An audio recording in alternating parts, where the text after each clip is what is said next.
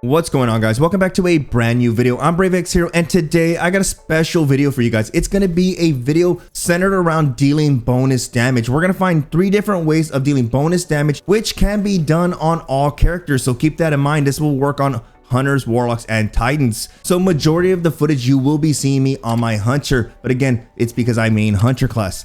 But getting into it, I'm going to be breaking this down into 3 different sections, which is number 1 is going to be the base damage type. What is necessary? Again, if you don't have the first step, the first base, it's okay. There is going to be a diet version of this build. Yes, you heard that right. There is a diet version of this build, meaning you'll only get 2 out of the 3, which is still fine because it is still deadly. And then at the very end, we're going to be talking about the potential to one-tap your opponent, but that's going to involve the diet version.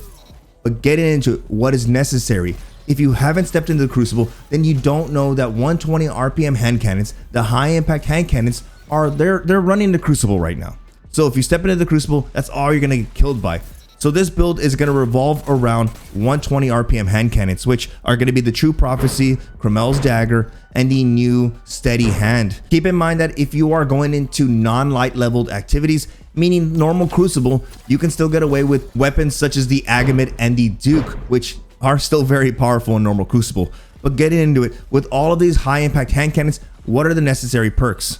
Well, the first layer of this build is going to revolve around the big 3, meaning you're either going to want Rampage, Swashbuckler, or Kill Clip to make this build work, to make it lethal. For those of you wondering, yes, when you get a kill with either one of these perks, then your weapon now has the ability to 2 critical shot your next opponent. This is going to be our first layer right here, guys. This is going to be the first damage property, having one of these perks on a 120 RPM hand cannon. That right there is section 1, part 1 of this build. Let's get into part 2, which is going to be revolving around your Stasis subclass. So regardless of what character you're utilizing, the Warlock, Hunter, or Titan, you're going to want to unlock the fragment, the Whisper of Hedrons, which reads, when you freeze your opponent, you get bonus damage. Now, guys, that bonus damage is going to be about 25%, and it's going to be for 10 seconds.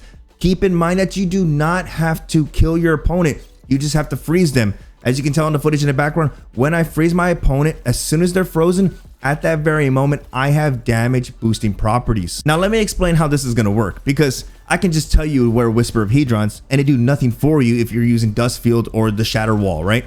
Now, for my hunters out there, you do throw shurikens, which is awesome. So when you throw 2 shurikens, you have the ability to freeze your opponent. As a Warlock, you can throw a freezing melee, and as a Titan, you can punch someone with the possibility of freezing them. But if you really want to get the most bang for your buck, again, guys, the Dustfield is one of my favorite grenades to use, but I found it not viable in this build. It didn't really get the job done. I would throw the Dustfield and enemies would just jump out of it or run away. I would throw the Shatter Wall, which is nice. It would freeze people every now and then, but it just wouldn't get the job done. But with the Cold Snap, the Cold Snap was reliable. Sure, it got nerfed early on, but if you start learning how to use the Cold Snap properly, you can get more return for your investment. With the Cold Snap, I was freezing enemies more often rather than using the other 2 grenades. But again, at the end of the day, use whatever you feel like. Now, how is this going to work with our first portion, our section 1, the first layer of this build? Well, you can initially kill your opponent with your primary weapon and activate your first damage boosting perk. Or if we get into part 2, which is going to be the Whisper of Hedrons, all you really have to do is freeze your opponent. At that very moment, you can now 2-tap with any 120 RPM hand cannon, giving you more play potential. So if I get the damage boosting perk from Whisper of Hedrons active, I can now 2-tap my next opponent. At that very moment, if I'm using Swashbuckler or Rampage, I can already proc the next 2-tap, and then I can keep that momentum going. This is how they kind of have that synergistic properties. Now let's get into the last and final layer of this build, which is going to be becoming charged with light.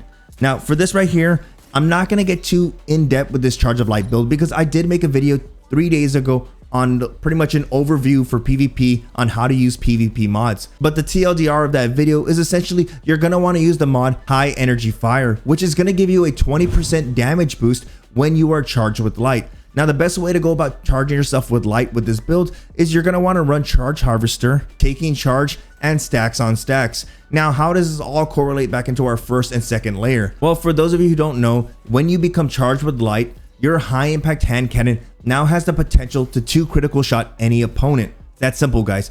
High Energy Fire gives you that bonus damage you need to proc Swashbuckler, to proc Rampage, to proc Kill Clip, and you go on your little spree.